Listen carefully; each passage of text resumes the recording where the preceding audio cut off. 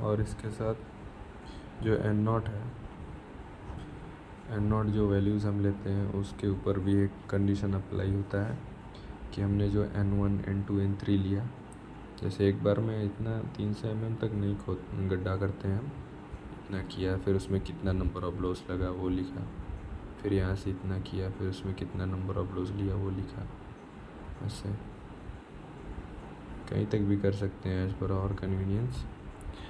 तो ये जो N1 से लेके यहाँ तक का जो एवरेज आता है उसको ही हम बोलते हैं, इसका जो एवरेज है वही जो होता है एन नॉट होता है। सबसे पहला वैल्यू जो एन नॉट हमने लिया है यहाँ पे, तो एन नॉट कंसिडर करने का एक कंडीशन और है कि इसमें से कोई भी वैल्यू जो है वो एन नॉट से 50% से ज़्यादा नहीं होना चाहिए। जैसे अगर फॉर एग्ज़ाम्पल जैसे मान लीजिए हमने किया N1 is equal to 30, N2 is equal to 60 और N3 इज़ इक्वल टू 120 लिया, तो एन एवरेज क्या होगा हमारा, एन एवरेज हमारा हो जाएगा 30 + 60 + 120 डिवाइडेड बाई 3, इसका वैल्यू 70 आ रहा है। जो एवरेज आया है इसका 1.5 टाइम्स कितना होगा,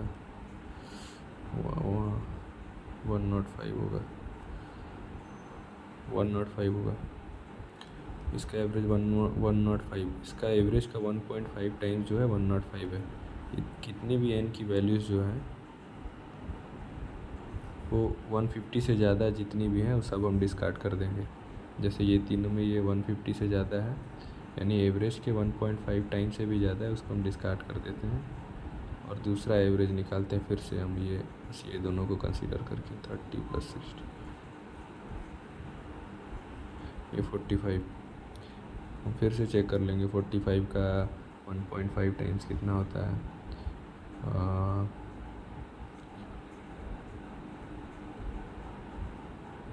अराउंड 67.5 के आसपास आ रहा है। ये सब वैल्यूज़ जो है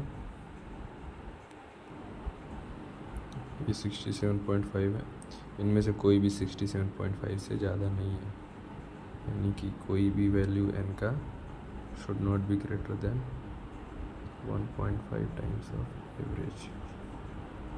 ये एन नॉट, इससे ये जो एन एवरेज फिर मिलता है हमको, ये एन एवरेज हम कंसिडर नहीं करते, ये वाला करते हैं एन नॉट के लिए। फिर एन नॉट से हम फिर N1 निकालेंगे, N1, फिर अगर वो N1 15 से ज़्यादा होता है तो हम फिर से N2 निकालेंगे, फिर N2 से जो वैल्यू आती है उसको ही हम करेक्टेड एन वैल्यू बोलते हैं।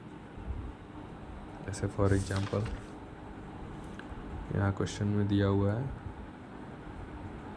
ये पेनिट्रेशन डेप्थ है 0 से 75, 75 से 150, 150 से 225, ऐसे करते करते 450 mm तक गड्ढा किया और हर इंटरवल का कितना STP वैल्यू, कितना ब्लोज लगा, कितना ब्लो लगा वो इतना गड्ढा करने के लिए, ये 75 से 150 करने के लिए कितना लगा वो सब इधर दिया हुआ है।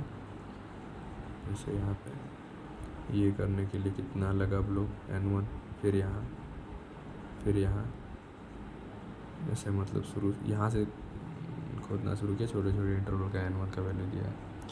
तो इसमें हम एन नॉट सबसे पहले लिखेंगे। एन नॉट लिखने के लिए सबसे पहले हम इसमें जो 150 mm तक का वैल्यू हम उसको पहले डिस्कार्ड कर देते हैं। उसके बाद की जो वैल्यूज़ आती हैं उनका एवरेज हम निकालते हैं।